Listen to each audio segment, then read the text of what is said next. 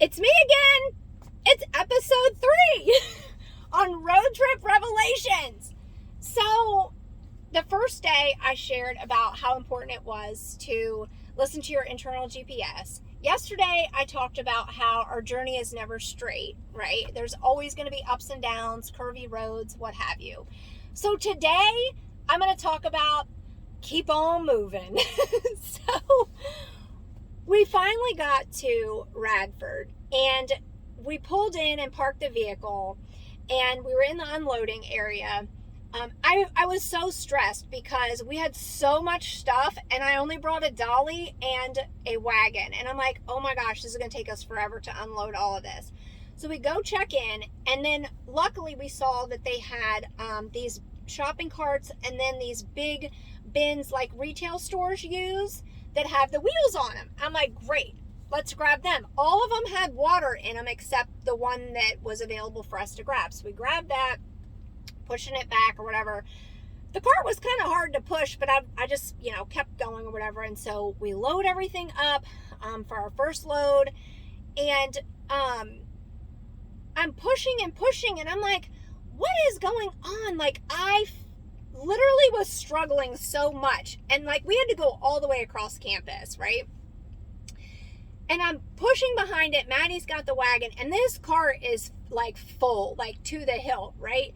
I'm literally like pushing, like where my hands are like low, and the cart wants to keep going to the right. Like, I'm trying to push straight and he keeps wanting to go to the right, and I'm getting frustrated. Like, I literally like ran into Maddie twice, and I was like, dude, I'm so sorry. I can't control this cart. It's ridiculous how hard this cart is.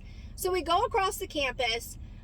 I have to push it up a ramp. So I push it up the ramp. I'm literally just drenched in sweat at this point, and it's literally the first road. I'm already frustrated.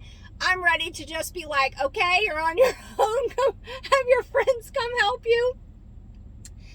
So we get in through the front door, and then you've got to get into another door that's into the dorm halls, right? Well, this bin is bigger than the doorway, and I'm like, this is not going to work.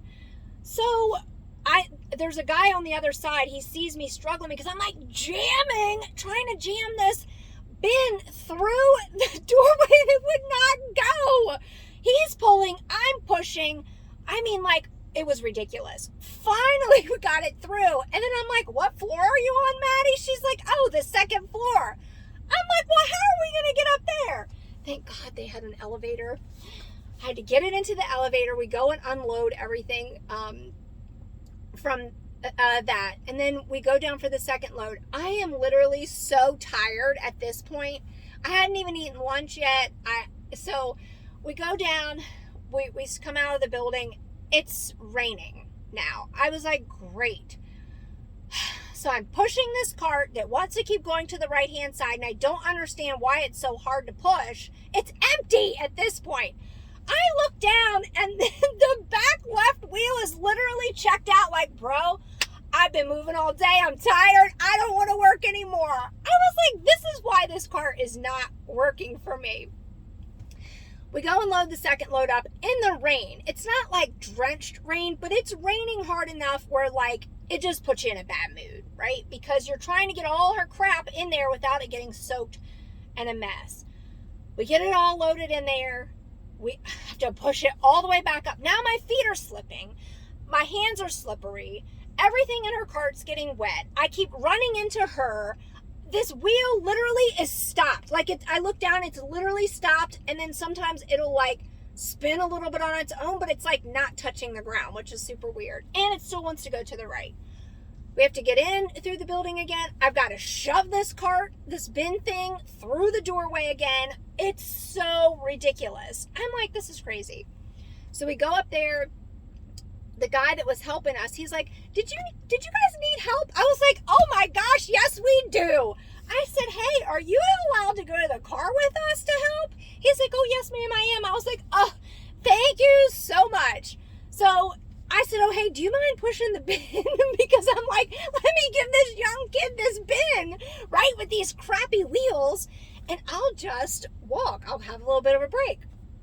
We go out, it stopped raining. We start walking over to the car. Remember, now there's shopping carts too. He goes, oh yeah, he's like, I was told that I needed to get a shopping cart for you guys. Clearly, I don't think we were supposed to be jamming the bin in there, but I mean, they had to. We're not the only ones who are using them, but apparently he was told he had to get a shopping cart for us for this last load. No problem. We get in there. We do all that stuff. Thank God for his help. I could not have done it without that. He's like, oh, did you need any help unloading? I was like, I sure do. So he helped us unload. I was like, thank you so much. I literally was like, you were sent by God. Like, thank you for all of this. And I'm thinking, where was he on the first load? But I realized the first load taught me, I couldn't give up. Like, my kid's counting on me, right? I had to make these things happen. So we get all of that done, and like, life is good. So the moral of this story is that on our journey, we're going to have to endure things that push us, right? And we have to exude perseverance in things, and we cannot give up when it's hard, because just because it's hard now doesn't mean that it's not going to be worthwhile in the end. Like, when you're on the other side of whatever you're going through right now, or whatever journey you're on, it's going to be worth it at that point. It just doesn't feel like it right now because it hurts right now. You might be in pain, but trust me, if you can get through the rainy days and keep pursuing after your goal and where you know you want to go, you're going to be so happy when you've reached that goal or you're on the other side. And it's in those times that you have to truly find inner strength that you probably don't even realize you have until you need it, right? They always say you never know how strong you are until strong is all you have to be. And also, like, it showed me too that, like, on our journey, we're not meant to go on it alone. That God will send people to help you carry the burden, that you don't always have to carry the burden on your own. Sometimes we like to, because nobody wants to ask for help, because we feel like asking for help makes us seem weak. It actually doesn't. When you ask for help, it's showing strength, because it's showing, in my opinion, that you want to overcome something, but you're admitting, I can't do this on my own. And that is so huge. If you're able to do that, God created us for community. He didn't create us to be in isolation. The enemy wants us to be in isolation, because then when you're in isolation, everything seems compounded and bigger than it really is. So,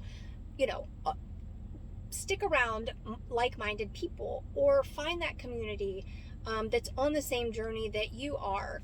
Whatever your journey is, whether it's spiritual, whether it's emotional, whether it's career, fitness, whatever it is, surround yourself with people that will give you that motivation on the days that for whatever reason you can't find it within yourself to keep going. So if you are going through hell right now, don't stop here. Why would you stop here? If you are in a season right now of your life that is not good, don't stop now. Keep going. Because if it's not good, that just means God is not done and your journey is not over. The pain that you are feeling today, it can't compare to the joy that is coming if you don't give up. Don't quit now. I'll see you guys on the next episode. Bye!